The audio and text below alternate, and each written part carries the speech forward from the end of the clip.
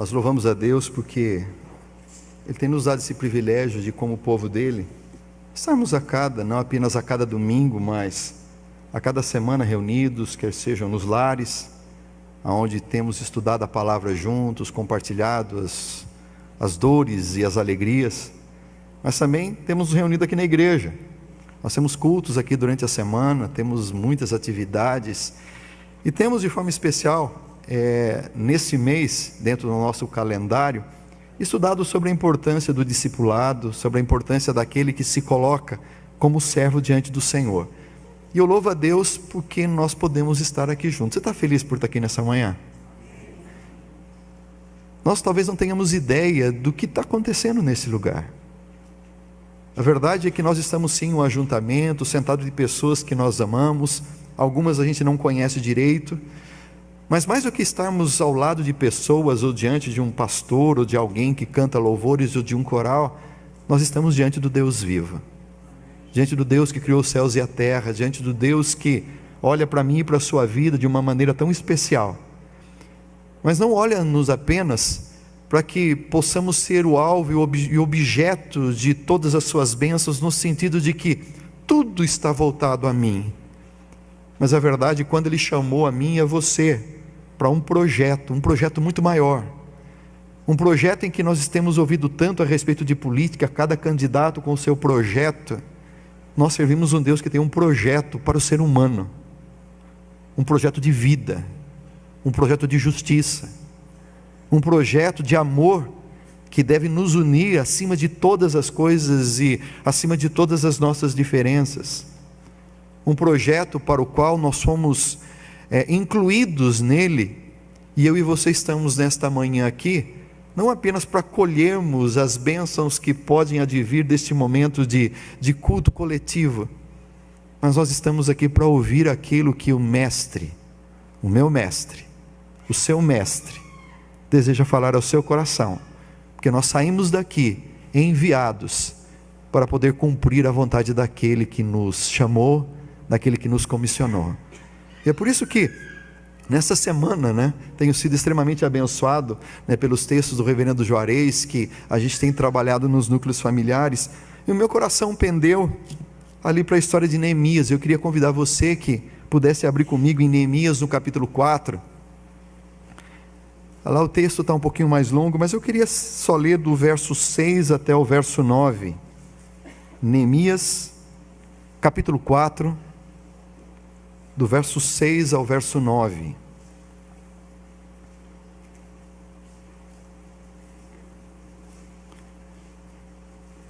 Eles estavam em um momento de reconstrução,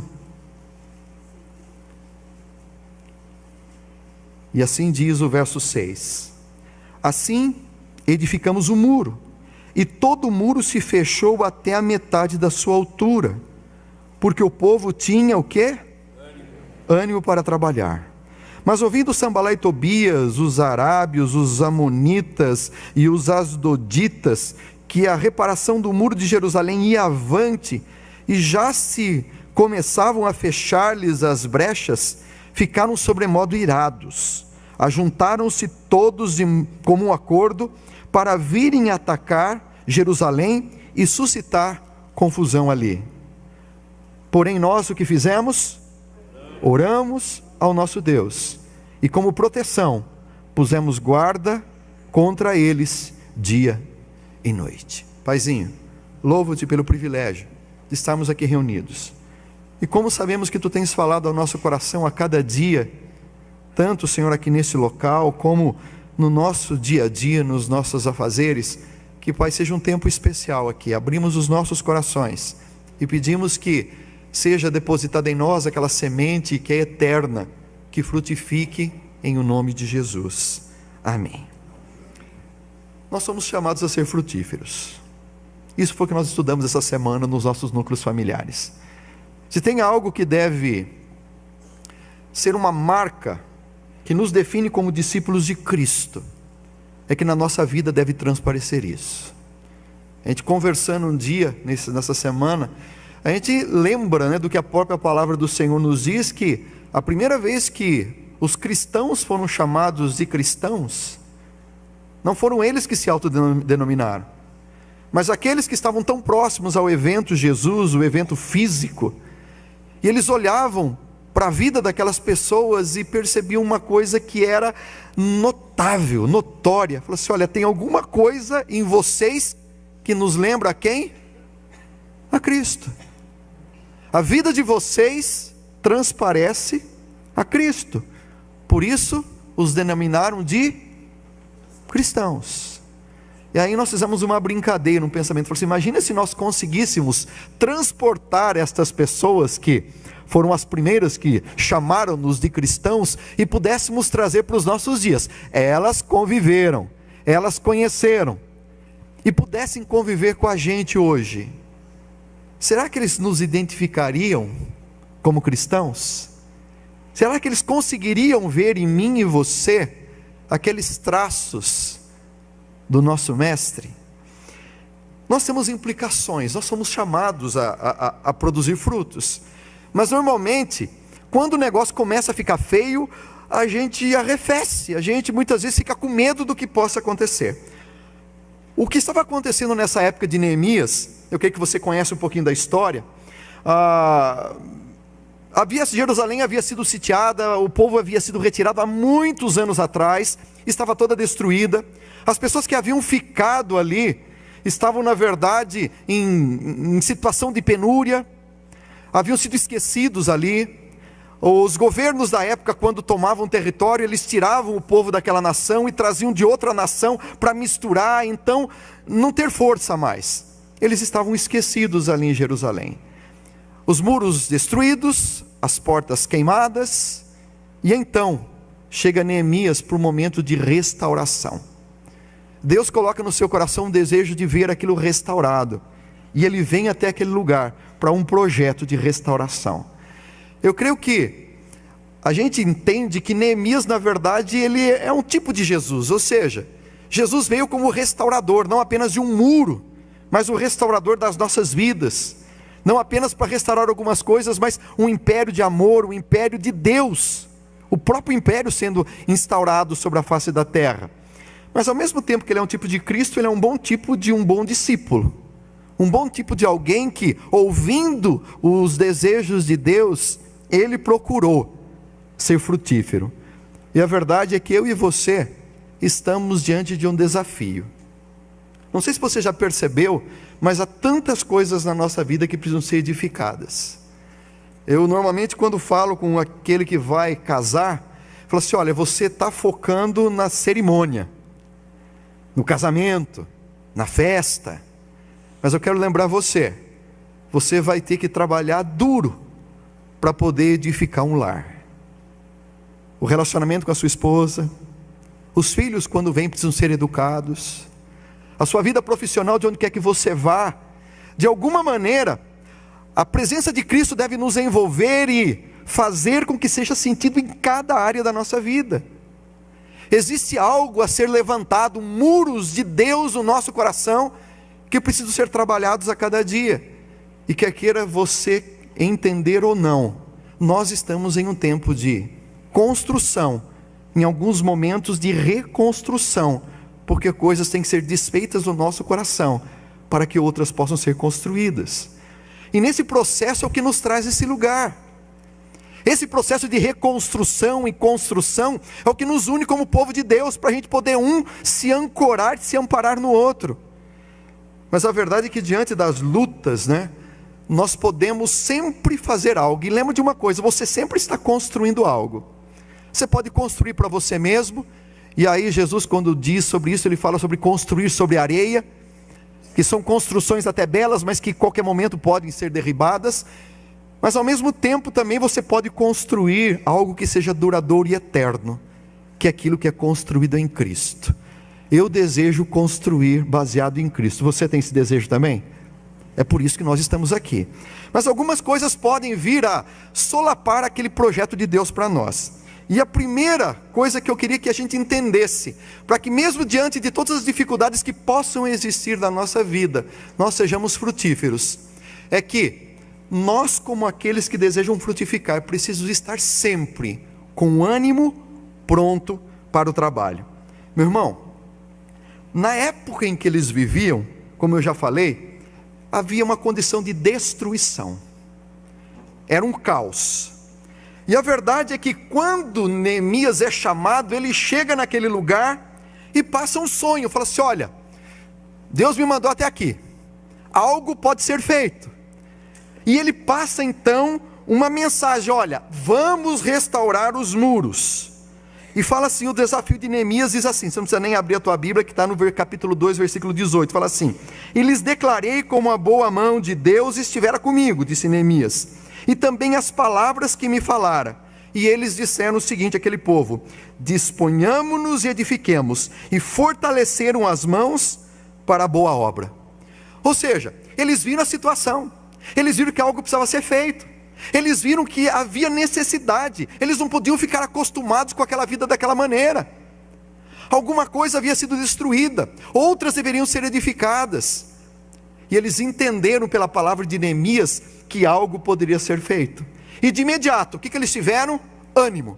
Assim, não é para construir? Vamos arregaçar as mangas e vamos fazer. Mas diga-se de passagem, e até mesmo Sanbalá e Tobias usam essas características, a verdade é que eles não tinham capacidade para isso. Era um povo que estava ali e na verdade não eram pedreiros, não eram pessoas capacitadas. Diante disso, também era uma obra complicada, porque era uma obra pesada. Você já tentou construir algum muro? Tijolo pelo menos é leve, né? Mas eu quero que vocês se lembrem que naquela época não era tijolinho não vinha tudo quadradinho, bonitinho, era pedra. Então de repente eles estão diante de alguma coisa a ser feita, que não é tão comum, não é uma coisa fácil. Precisa ser refeito o muro, ok, entendemos que é necessário, mas tem trabalho para isso. Mas eu não sou a pessoa mais capacitada, mas ainda assim o que eles fizeram? Nós estamos aqui para trabalhar. Uma outra coisa, o número de trabalhadores era pequeno perto do tanto que tinha que ser feito. Vocês estão começando a entender que diante daquilo que Deus exige de nós fazermos, também está repetindo aquilo que foi lá no passado? Eles tinham muita coisa para fazer e eram poucos. E até dizem que na verdade aquelas pedras do antigo muro não dava para ser reutilizadas, porque era uma pedra que depois de passar pelo fogo era meio arenosa, depois de passar pelo fogo não podia mais ser usada. Então material eles tinham que buscar. Mas a verdade é que diante de tudo aquilo, no verso que nós lemos do capítulo 4, diz o seguinte, isso foi no capítulo 2 quando começa, no versículo 6 diz assim: assim edificamos o muro, e todo o muro se fechou até a metade da altura, porque o povo tinha o quê?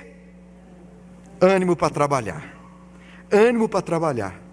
Diante de todos os desafios que eles tinham, uma coisa entrou no coração deles: nós temos que completar essa obra. Não importa as dificuldades que existam, nós temos que completar essa obra.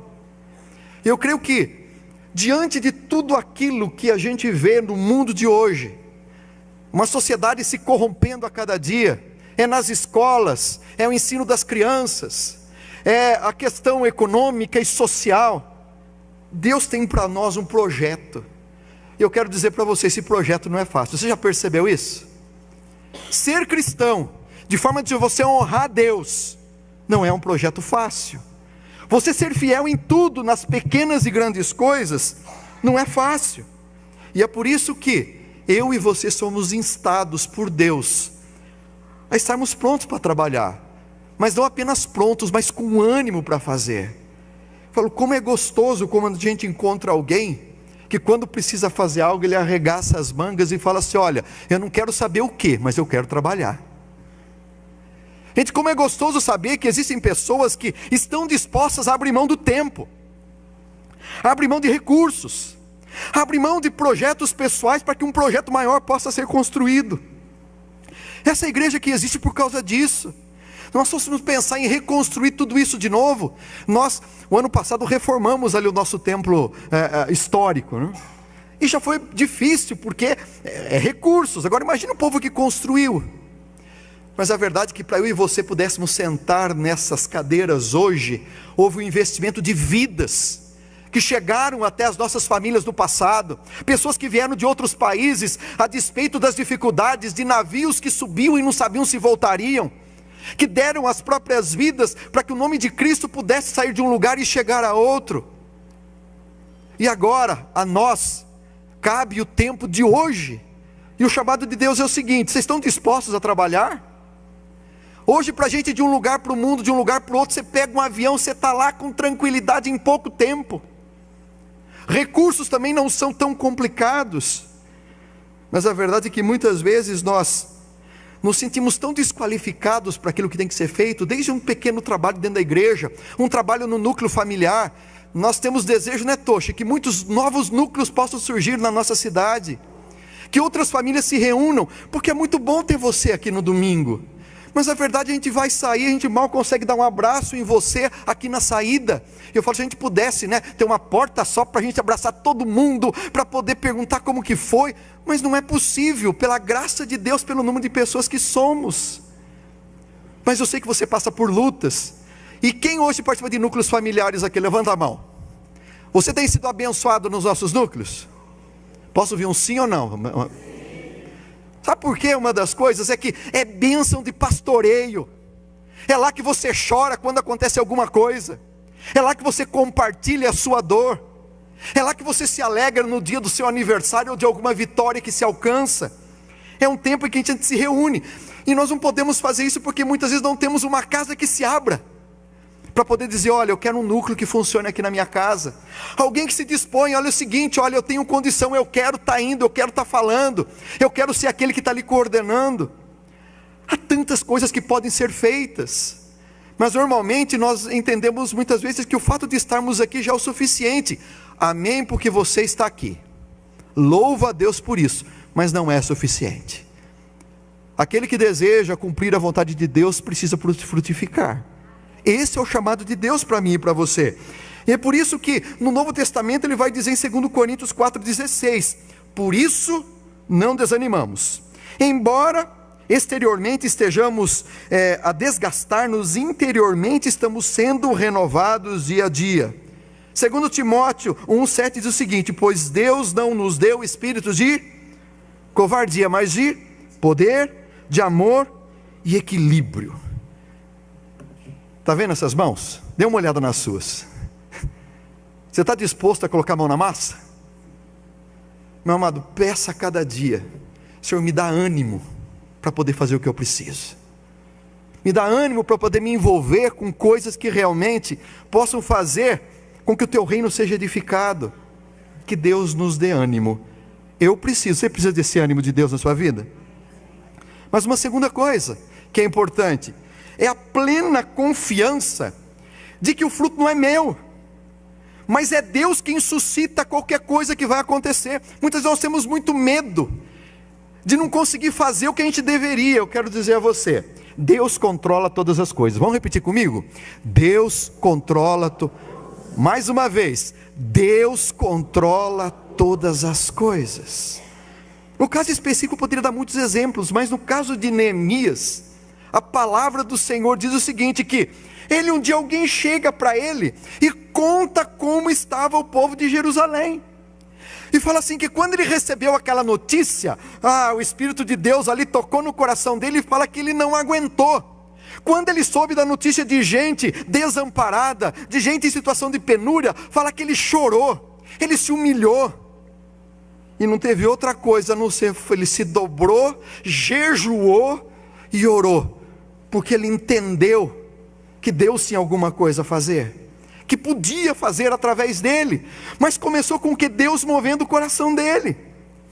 Meu irmão, você tem o coração aberto a que Deus coloque no seu coração aquilo que Ele deseja fazer? Muitas vezes nós estamos tão corridos com as nossas coisas, nós temos os nossos horários fixos, e Deus coloca vidas ao nosso lado. Será que estamos com o coração disposto a olhar e o nosso coração se entristecer por ver o outro que sofre?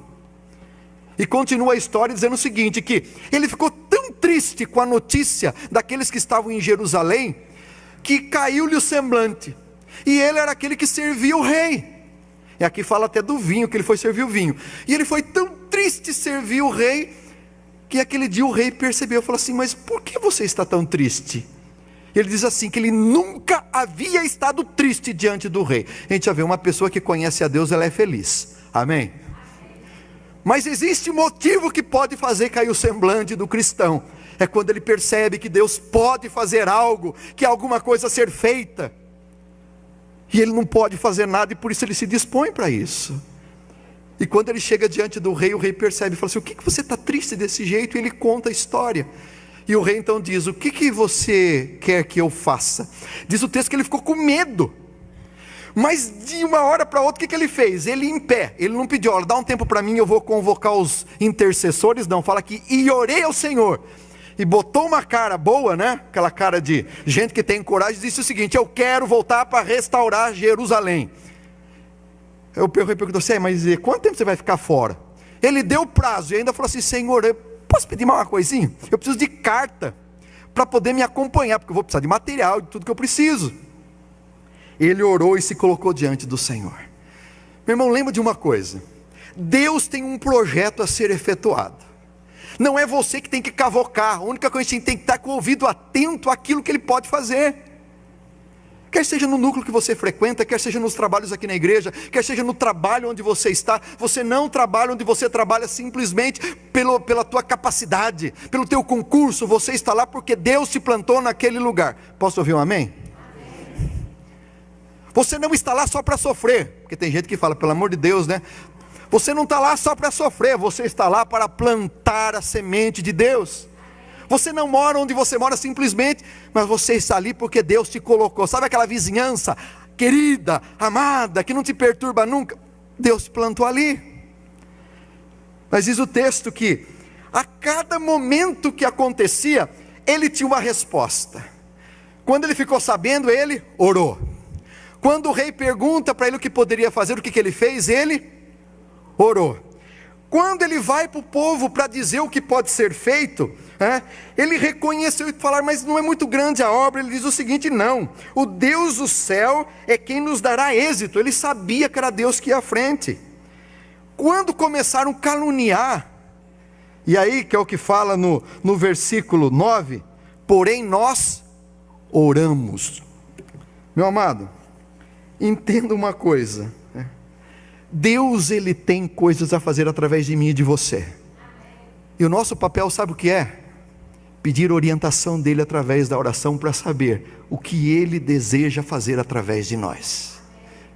Eu tenho que entender que tudo aquilo que é feito sobre a face da terra não é feito pela minha capacidade, não é feita pela minha inteligência, mas é feita porque existe um Deus que caminha não apenas por trás de mim, mas é o Deus que dirige a minha vida.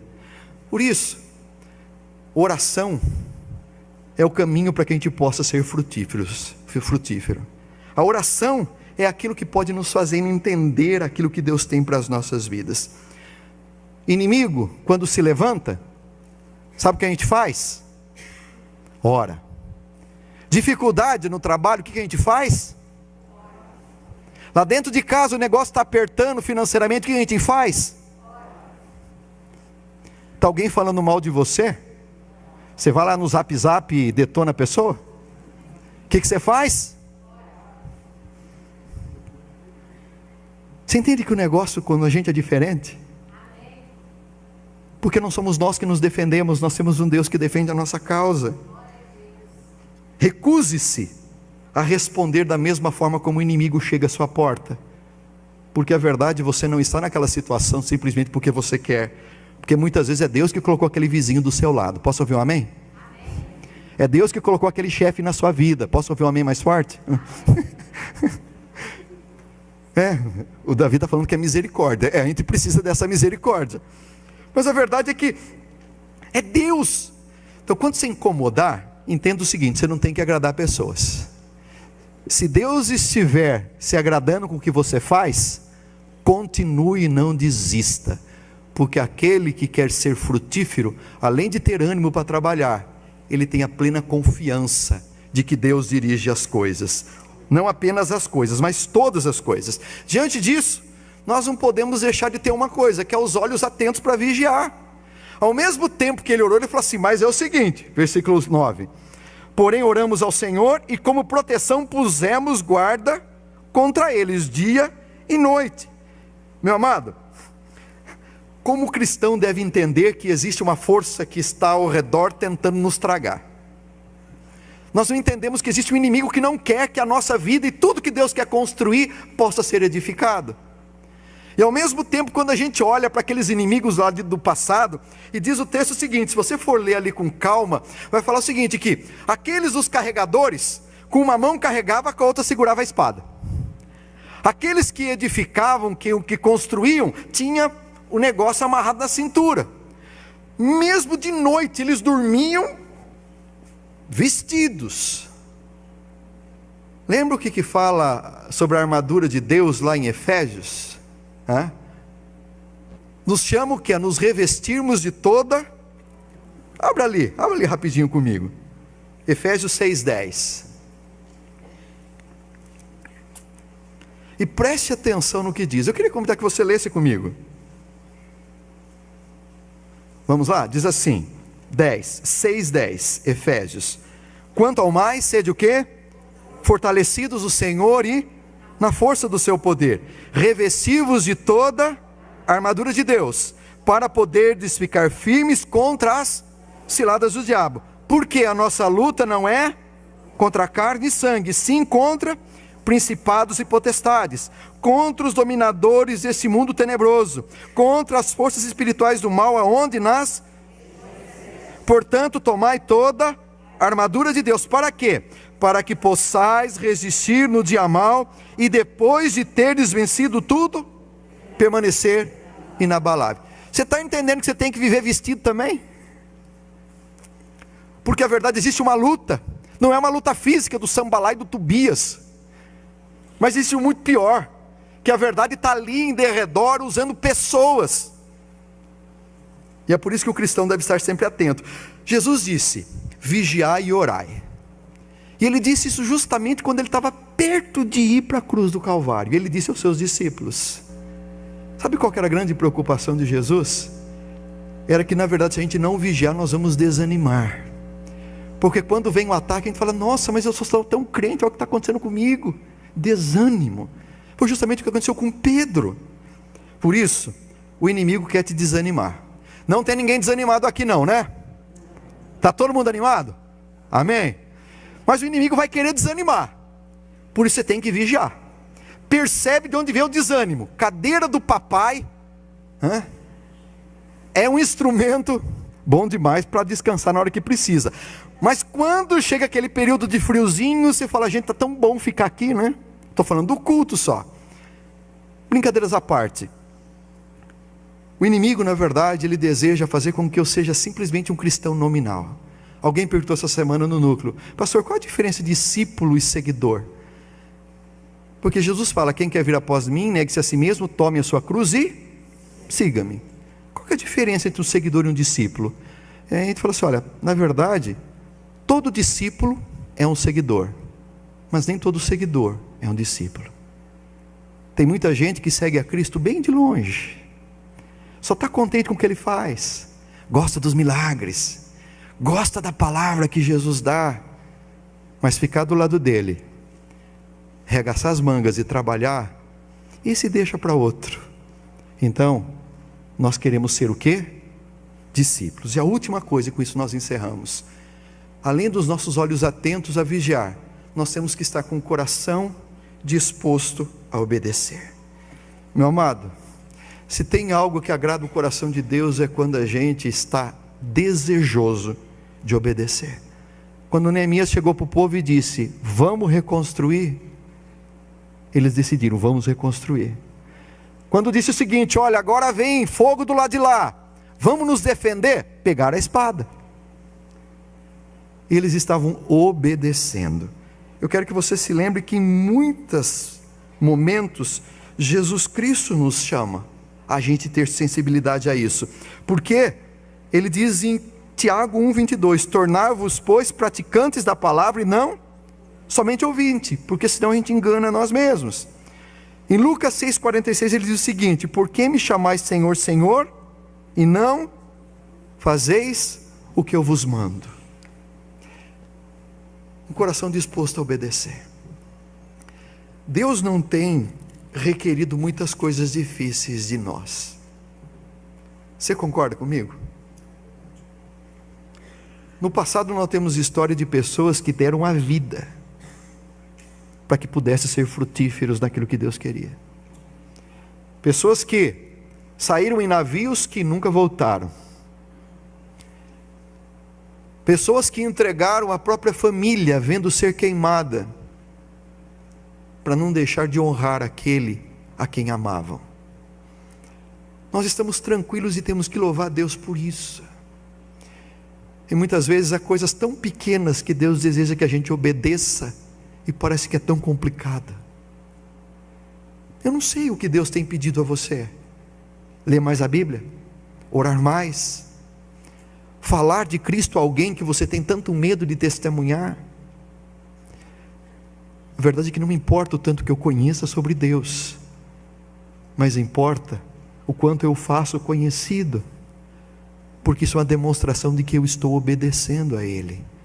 Um coração disposto a obedecer. Você tem disposição de dizer: Senhor, usa a minha vida? Não importa onde eu vá. Nós temos irmãos que estão hospitalizados hoje, que testemunha quando você chega no hospital e a pessoa olha para você e fala o seguinte: olha, eu estou aqui, mas eu sei que Deus é que me mandou nesse lugar e Ele controla a minha vida, porque Deus pode usá-lo naquele lugar. É de saber que não importa o que eu esteja vivendo, onde eu esteja, uma coisa Deus me chama: eu sou um servo chamado por Ele, para ser um testemunho vivo do seu amor, da tua graça, do seu poder, e sobre nós impera o poder de Deus. E é por isso que eu quero orar pela sua vida. Eu quero orar pela minha vida e pedir ao Senhor de que Ele me faça frutífero, mesmo quando a coisa fica feia. Quando está tudo bom, a gente está aqui louvando a Deus. Está difícil? Continua animado. Está difícil? Continuo vigiando. E acima de tudo, continuo obedecendo.